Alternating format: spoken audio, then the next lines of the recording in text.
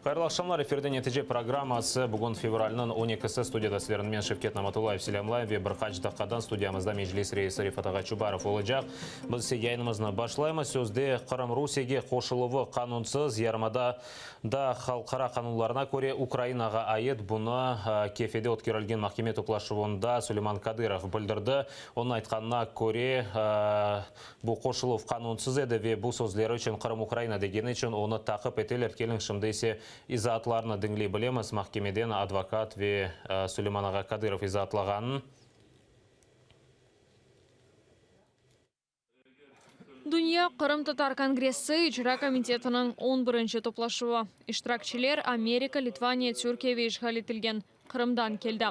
Күн тәртібінің эсас мевзуларындан бірі ана эса деңішмелері шу жүмледен Қырым статусынен бағлы 10-ші мадде. Дүния Қырым Татар Конгрессы ижра комитетінің азалары Қырым Татар мұхтариеті статусының таздықланмасы адалетні тіклеп, халқара ұқуққа ұйғын олыр дейлер. Олар еменлер bu adım Қырымны Украинаға қайтармаға да ярдым етер. Bizim yapkanımız, bizim maksadımız adım adım milletimizin geleceğine yakınlaşmak ve Kırım Yarımadası'nın statüsü Rusların kolunda olsa da ama statüsü Kırım Tatar milletinin kendi toprağında devletçiliğini kurmasına yakınlaşsın. Halazırda anayasa dеңішмелері өзерінде iş қайнай. O bitken соң Қырым татар диаспорасының тешкелатлары чешіт мемлекетлерде Украина диаспораларының меслиятлар кечиrecek. Sonra ең қысқа муддет içinde президент, парламент ve anayasa mahkemesine müracaat verilecektir. 226 oy kazanıp Anayasa Mahkemesi'ne bu leyhanı, bu projeni yollamak. Kene de bu leyha parlamentoya gelecek ve o zaman 300 oy ya 300 ses gerek olacak. Bu çok zordur. Toplaşuda müzakere etilgen mevzulardan biri Kırım Tatar medeni ve tarihi mirasının yok etilmesidir. Bakçısaray'daki Milli Tarihi Medeni Müzey Kuruğu'nun sabık müdürü Elmira Ablelimova Han Sarayı'nın vaziyetini aydınlattı. Tamir işleri keçirili edip, işgalciler tarihi yadigarlıqны yok etti. Заливается бетон, применяются современные материалы, применяется армирование, аутентичная, подлинная черепица, балки уничтожены, вывезены и не используются для дальнейшей реставрации. Поэтому то, что там происходит, это не реставрация, это ремонтные работы. Халқара топлылық Хан Сарайының yok etilmesini toxtatmağa çağırsa da fayda yok. İşgalciler buna құлаға асмай вазиетісі қасыветлендіре. İstanbul Қырым Татар дернегінің yolbaşçısı Cilalичтен Қырымға mütəxəssislərini yollap, onlardan эссабат hazırlamalarını istemege teklif etti. Sanat tarihçilerinden oluşmuş, üniversitelerde hoca olan, konusunda uzman olan, dünyaca tanınan hocalarımız, sanat tarihçilerimiz yerinde görerek Han Sarayı'nı ve elinden tutarak, gözünden görerek orada ne yaptıkları hakkında bir rapor hazırlanırsa benim kanaatim dünyada daha farklı ses getirecektir. Dünyada biz bunu duyurabilirsek bu söylediğim sistem içinde Kırım'daki diğer başka eserlerimizi de kurtarmış oluruz. Türkiye'deki Қырым Tatar diasporası Prezident Recep Tayyip Erdoğan ve halkara teşkilatlarga mektup yazdı. O Han Sarayı'nın yok etilmesine mani olmağa çağırdı. Vaziyet değişmese Қырым Tatar halkının incisi yok olacak. Han Saray'da başlatılan çalışmalar restorasyon adı altında yapılıyor ama bizce Han Saray'ı yok etme çalışması. Buradaki amaç Kırım Tatarlarının otantik kültürel özelliklerini ortaya koyan bir dünya tarih mirası olan Han Sarayı bütün bu özelliklerini yok etmek. Ve evet belki bu çalışmaların sonunda bir Han Saray çıkacak ortaya ama o Han Saray olmayacak. Yarımadadaki vaziyet ve işgalcilerinin teşvihatına toplaşuda dikkat ayrıldı. İşgal altındaki Yarımadadan kelgen delegatlar yerli hakimiyetinin saylavlarga barıp Putin'ge bermek teşvikatı hakkında aytıp berdi. Bazı insanlarga bakşışlar berili, bazılarına ise korkuza ekenler. Владимир Владимирович Путин, большое ему спасибо. Дай Бог ему здоровья. Dünya Qırım Tatar Kongresi icra komitetinin vekilleri Qırımlılarına salavlarga barmamağa ve Kreml teşkilatına inanmamağa çağırdı. 4 yıldan beri işgalciler Qırım Tatarlarga baskı yapa. Tintuf, apış cezaları, kaçırıv ve öldürüvler bitmey. Qırım Tatar halkı ise korkmay ve boysunmay. Elvina Sidbulayeva, Ömer Baş, Hasan Eminov, Zaman, ATR. Шымынымна бұтын дүния Қырым-Татар Конгрессінің жыра шурасының топлашуында мұғберлеріміз шығарған Левханы бақтық. Штеве шымды студиямызға мejlis рейс Рифат аға Чубаров келді. Рифат аға, селям алейкум, селямлаймыз сізні. Алейкум селям. Рифат аға, мына Левханы берабер бақтық. Ве асылда бұл Конгрессінің жыра топлашы болып кечті. Насыл бір қарарлар алынды ма? Бір резолюциялар, бекі мұражатлар, башқа бір девлетлерге, бір teşkilatlarga? Менімce Levhamızda bütün bu bizler tünevin Cuma ertesi geçirgen toplantımız ve o toplantı devamında müzakere etken suallerimizin etrafında bu sizin Levhanız çok yaxşı Levhanız çok yaxşı anlattı. Gerçekten de çok milletimiz için böyle aktüel olan çok böyle önemli ve bazı acı olan problemalarını müzakere ettik. Onların içinde Han Sarayı'nın durumu. Şimdi anlaşıldı ki restorasyon kelimeni kullanıp oradaki Rus işgalciler gerçekten de o bizim asırlardan saklanan Han Sarayımızı yok etmeye şimdi planlaştırdılar ve ona çalışıyorlar. Orada birisi aldanmasın ve diğerlerini aldatmasın. Onlar böyle bir süslendirip bir remont yapmalar da ve bu remonttan sonra orada ne kokusu, ne duygusu, ne tarihten kalgan böyle bütün malzemeler hiçbir şey kalmayacak. Yanıdan kurulan gibi. Bütün dünyada bu cinayet gibi tanıla. Böyle tarihi eserleri alıp da onların yerinde yeniden yapkanlarını ya da tamirlegenlerini.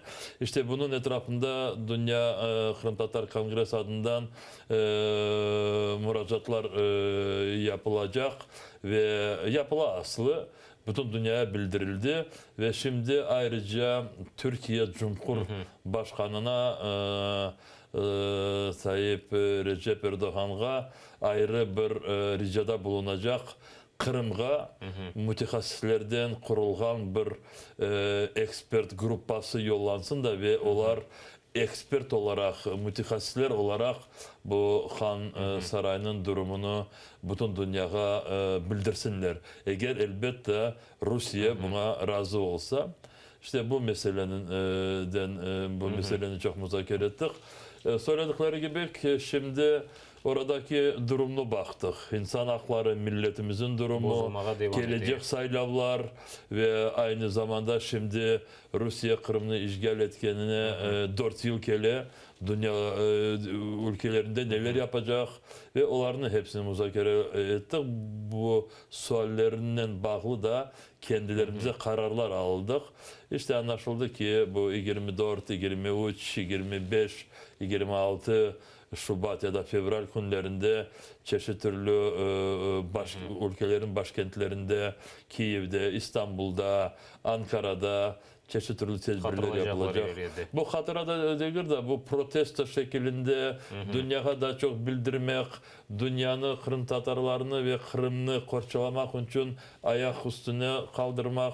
İşte böyle planlarını biz dizdik ve şimdi ben meclisten geç kalıp geldiğim sebebi orada da büyük bir grupa bugün indi konkret olarak ne yerde, ne vakit, neler yapılacak. Bunu düşünüyor. O günleri bilirsiniz çok arkadaşlarımız şimdi dünyanın bu çeşit taraflarında olan halkara cemiyetlerin ya toplumların forumlarına gidecekler. 27. günü fevralde Cenevre'de Birleşmiş Milletler'in İnsan Hakları Şurası'nın yanında toplantı olacak ve orada Kırım Tatar Milli Meclis azaları, bazı ekspertlerimiz orada olacaklar. Aynı zamanda bazı Arap ülkelerinde o konularda konuşularımız olacak. Ben bazılarını şimdi açıklamayayım o kadar derince de çünkü gerçekten de Rusya'nın gizli hizmetleri bu bizler yapkanlarımıza o kadar çok dikkat çekilir de ve bizlerden ne yapacaklarımızı öğrenip onlara karşılık yapmaya tırışarlar, öğrenirler. İstanbul'da halkara konferans geçirilecek, oraya meclis azaları gidilir. Ankara'da konuşular olacak. İşte bularına baktık. Ondan da sonra da bir benim için bile çok önemli bir ve gerekli bir sualini müzakere ettik. Şimdi bilirsiniz endi Ukrayna'da kurulgan bu Anayasa Komisyonu yanındaki iş grubu bu leyhanı anayasaya giderilecek işte denişmelerin leyhanı hazırladı böyle ve onu şimdi burada Cumhurbaşkanı tarafından ya da Anayasa Komisyonu azaları tarafından şimdi öğrenmekteler. Aynı zamanda bizim Parlament ne vakit bakacak işte bu Anayasa Komisyonu'nun tarafından kabul edildiğinden ama Cumhurbaşkanı ya da Poroshenko onu parlamentke giberişi gerek. Hem giberecek olganının niyetini biz biliyoruz. Yakınlarda kendine de bir haber etti.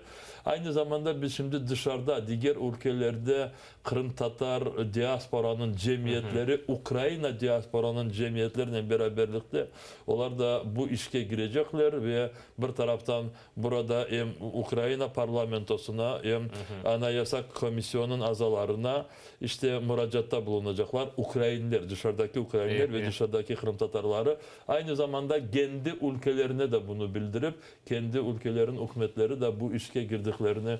İşte biz bunu söylemeye istedim. Her bir yönelişlerde bizler hem kendimizin Kırım Tatar potansiyellerini toplamaya tırışıyıq. Aynı zamanda diğer dost partnerlarımızı da işbirlikte olduklarını isteyirik. Bu anayasaga dengişmeler dediniz. Birkaç basamaktan ibaret. Bildiğiniz gibi Anayasa Komissiyası baqa, son Yukarı Rada baqa, son Anayasa Mahkemesi baqa, son kene de Yukarı Rada bakmak gerek. 300 rey kazanmak gerek. Sizce bu da ne kadar devam edebilir? Bu kaç ayda? Şimdi bakmaz. Bu kadar bu günlerini şimdi tayinlemeyek de prognozlar yapmayak da ama neler yapıp da bu bakılacak vaktini azlaştırabiliriz. Onun etrafında biz çalışıyoruz.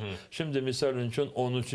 Mart günü işte bir aydan sonra Kiev'de bizler Kırım Tatar Milli Meclisi olarak bütün buradaki büyükelçileri böyle bir forumga çağıracak ve esas bakılacak bu forumda. Bu her sene biz onu yapıyoruz ve konuşurlar ve bu senelik konuşumuzda esas mesele işte Ukrayna Anayasasına Kırım Cumhuriyeti'nden bağlı denişmeleri gidermek ve bu kurulacak ya da denişilecek bu muhtariyet Kırım Tatar milletinin kendi toprağında kendi haklarını tiklemekten bağlı olganını biz orada anlatıp ve bu leyhanı teslim edip prezentasyon yapıp bu büyük elçilerden onlar temsil etken hükümetler de bu işe girdiğini isteyecek. Söylemeyi istedim işte hem Ukrayna'daki siyasetçiler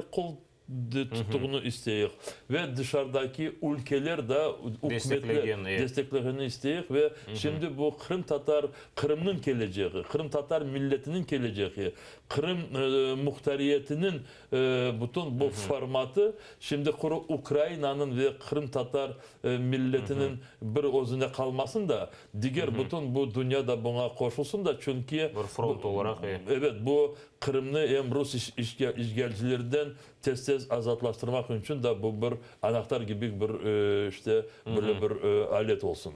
Seyircilerimizden biri soruyor da yılın sonuna kadar bu umumiyen denişmelerini beklemek mümkün mü? Çalışıyoruz. Hepimiz çalışıyoruz. Bu gelecek 2-3 ay gösterir onu nasıl gider.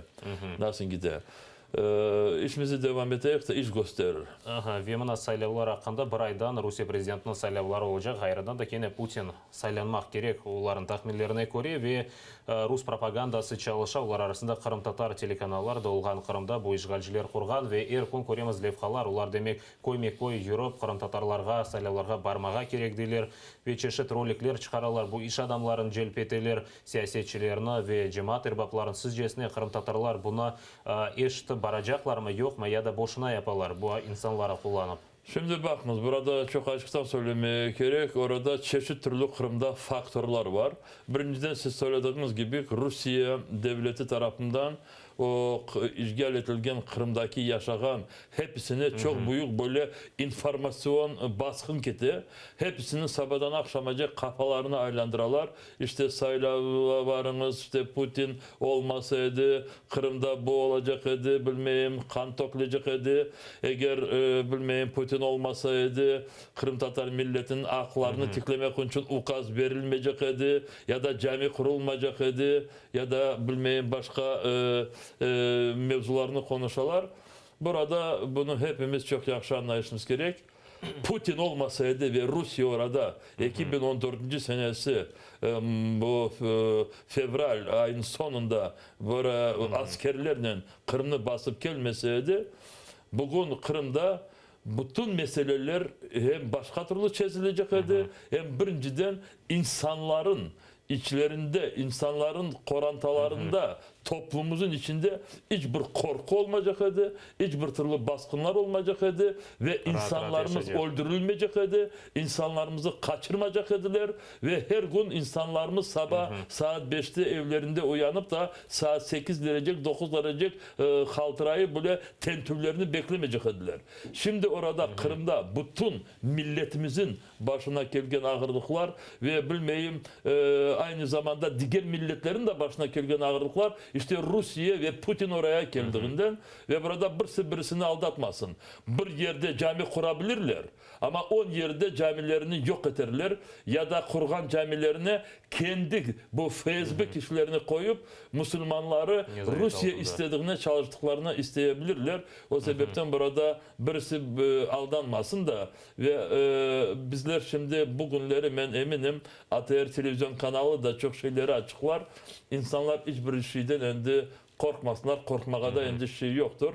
Rusya'nın oradaki haksız alıp barılan sayılarına birisi katılmasın deyip Dünya Kırım Tatar Kongresi de böyle müracaatta buluna. Çünkü dünyaya her bir şeyini anlatmak için bizler kendimiz böyle sistemalı doğru yolundan gidişimiz gerek. Anlaşıldı ki 18. Mart'ta biz bunu şimdi biliyoruz. Ve oradaki da insanlar bunu son gözlerler. Mahsus bazı Kırım Tatarlar toplum çoklukta yaşayan yerlerde sabahdan 30-50 adamları Kırım Tatarlarını saylavlara alıp barıp kameralara çıkarıp konuşturup mikrofonga Kırım Tatar dilinde ya da Rus dilinde Putin'i maktatıp daha bir şeyler kalpaklar gidirip bütün dünyaya bunu göstermeye çalışacaklar. İnsanlarımız onu bilsin ki kendileri bu kadar böyle düşünmeyip de bu zorluklara kendilerini bırakmasınlar.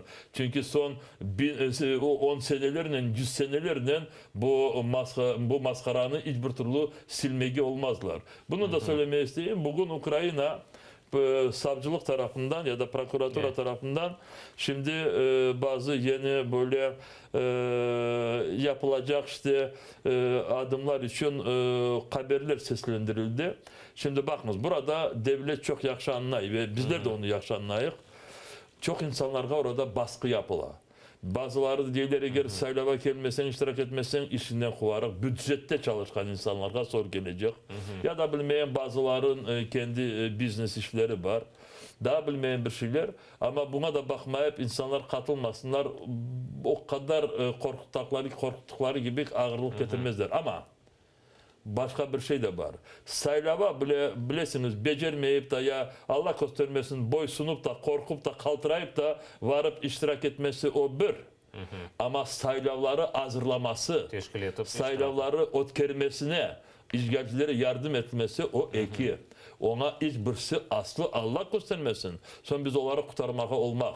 Bu saylap komisyonlarga ne bölgelerde, köylerde, ne şehirlerde, ne başka yerlerde insanlarımız birisi çalışmasın. Çünkü bu mahkemeye verilecek, bu cinayetlik tanılacak. Buna bunu 10 binge yakın cinayi dava başlatılacak. şimdi 10 bin yakın cedveller orada kuruldu Kırım'da da kimler bu saylap komisyonlarda iştirak edecekler? Saylap komisyonda iştirak etmesi demek ki sen Rusya devletine Kırım'da kendi işgalciliğini daha çok derince kuvvetleştirmekine yardım edesin ve haksız alıp varılacak saylavlarda sen de cinayetçi olarak iştirak edesin. Evet. İnsanlarımız bunu bilsinler de ve komisyonlardan hepsi çekilsin. Çünkü başlarına bela getirmesinler.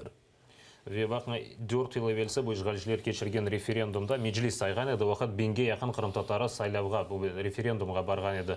Sizce bu saylavlarga kaç Kırım Tatarını ya da kaç bin Kırım Tatarını mecbur edebilirler barmaga? Bir tahminleriniz var mı? Böyle devlette çalışkan soyları, böyle bir işgalcilerine Şimdi Şevket Bey ben söylemeye bunu da çünkü nasıl söylemeye ben eminim çünkü gerçekten de söylediğimiz gibi bu 2014 senesi 16. Mart'ta alıp bargan bu referandumda değil işte referendumga oşatkan bir böyle sirk yapkanlarına 200 binden ziyade saylavcılardan, Kırım Tatarlardan işte 1000 kişi böyle varmadı. Milletimiz o kadar kendisini böyle sağlam gösterdi de bir kere de çok sağ olsunlar söylemeyiz değil ve bu 4 sene devamında milletimiz bu boy sunmadığını devam etti, gösterdi. Çünkü boy sunmayın milletimiz. O sebepten olar bu Remzileri, Eskenderleri, Remzi diyen arkadaşların çoksun canı ağırmasın ya da Eskender. Tamam. İlyasov Remzi gibi, Eskender Bilalov gibi, Ruslan Balbek gibi ya da bilmeyin bu muftiyatın yanında Ayder İsmailov gibi yardımcısı muftiyin ya kendi muftimiz de oradaki evvelden sayılan kendi mufti ismini taşıyan kişi o da aynı şu yerde ya da evvelden o kadar bizler hepimiz yardımcı olup da bir Kırım Tatar Üniversitesi kurulsun deyip Fevzi Ağamızın yanında o kadar birleştik edik. Şimdi o da Fevzi Ağa da milletini aldatmak için bu sayılavlara çağıra. İşte bu insanlar o kadar çok değiller. Olsun bilmeyen bir 25, 35, 45 kişi yanında işte onlarga belki de bile işangan da bilmeyen bir 100, 150, 200 kişi çıkabilir. Ama gene de söylemek isteyeyim ki maskaraga düşmesi çok kolaydır. Ama bu maskaranı silmesi o kadar çok zor olacak ki ben çok şeylerini tarihçi olarak bilem. Ve insanlarımız kendilerini bugün bile çok düşünmeseler gelecek balların, torunların geleceğini düşünsünler de bu maskaralıkka onları bırakmasınlar. Çünkü milletimiz bunu hepsini hatırlayacak. Ve mana bugün FSB tarqatқан мәліметқа көре Қырымда Константин Давыденко яқаланды. Bu insan demek casuslukta qabatlайлар Украина menfaatına мәлімат топлап bunda yolla ekan. Bu insanı Лефортово mahkemesi qararı esasında 11 aprelге kadar hapsке aldılar ve Aksionov izatlағанына көре bu işgalcilerin yol başçısı demek Rusiya prezidenti saylavlarını bozmağa isteykenler ve bu sebepten bu insanlar provokasiya yapayken. Sizce Kırım'da her gün bir şeylerdeki de Kırım'da her gün böyle haksızlar ola, insanlara karşı baskınlar ola, çeşit türlü bile uydurup böyle mahkeme davaları açıla. Misal için bugün Kefe'de Süleyman Kadırov arkadaşımıza karşı mahkeme devam etti. İnsanımıza neden suçlaylar? İşte kendi Facebook'unda, internette kendi fikrini bildirdi. Fikir paylaştı, kendi fikrini. Evet. Karşı değil birisine. Kendi düşündüğünü işte dedi ki Kırım dedi Rusya'nınki değil dedi. Çünkü bütün dünya hukukları dedi işte Kırım Ukrayna deyip tanıyor dedi. İşte insanımızı bunun için ezmeye tırışıyorlar. Aynı zamanda bugün üç kişimizin apellasya mahkemeleri de kabul edilmedi bu işgalciler tarafından. Bu evvelde bu Bırakışlık narazılık narazılıklar yapmış ediler de yüzden arkadaşlarımızın. Onların işte ücenesin bugün de mahkemeleri var idi. İşte bakınız bu bugün aldık ve aynı bugün de öğleden sonra ben de çok derince öğrenmeye becermedim. Davidenko diyen birisini yakalamışlardı ve Ukrayna spiyon olarak oraya yollamış iken de ve dersin ki orada işte bu askerlerin ne kadar sayısı, ne yerde nasıl cüreler, ne yerde cüreler o bilgilerini Ukrayna'ya bildirmek için ve siz söylediğiniz gibi oradaki bu Rus taraflarından koyulgan marionetka Sergey Aksyonov demiş ki, anlatmış ki işte bu saylavları karşı saylavlarga bir türlü ağırlık çıkarmak için. Yok bu bir kişi eğer yapmış olsaydı nasıl çıkaracak? Uyduralar bu şeylerini çünkü başka maksadı var. Saylavlarga insanları böyle koy sürüsü gibi böyle alıp barmak için işte bütün bu durumunu daha çok böyle zorlaşkan gibi gösterirler. Her bir etrafta düşmanlar var gibi gösterirler. İşte insanları böyle korkutup böyle şaşmalatırıp saylavlarga alıp barmak için. Maksız yaparlar bunu. Ve yarım dakikamız kaldı, seyircilerimizge ne aytarsınız? Bu saylavlar ötkürülecek, ona ne yapsınlar? Evde otursunlar, bir yerge çıksınlar. Şimdi bunu söylemek isteyeyim ki sonki haftalarda biz burada Kiev'te çok kişilerle konuştuk. Kırım'dan gelgen kişilerden. Hem Kırım Tatarları hem diğer milletlerden de kelleler, mecliske kelleler. Çok şeyleri hem öğreniyik hem çalışmalarımızı devam edeyik. Ben bu fırsatını kullanıp gerçekten de bu o kadar böyle derin duygularımı böyle saygı duygularımı milletimizge bildirmek isteyeyim de ve kendine de teşekkür sözlerini hepsine böyle seslendirmek isteyeyim. Teşekkür sözlerim hepsi birbirlerini bırakmadıkları sebebinden, hepsi birbirlerine yardımcı olmaya tırışkan insanları o sebepten hepsi bu hepsi babaları hapiste olan balalarına yardımcı olmak tırıştığı insanlarımıza teşekkür bildirmek isteyeyim. Krimski Marafon diye bu cezaları kapatmak için yardım topladığı milletimizge hepsine işte yapkanlarına boy sunmakanlarına sağ olunuz diyeyim de ve ileride de öyle devam edecek de Kırım bizimki, gerçekten de Kırım bizimki hem gerçekten de bizimki olacak. O sebepten arkadaşlarımız çok sağ olsunlar.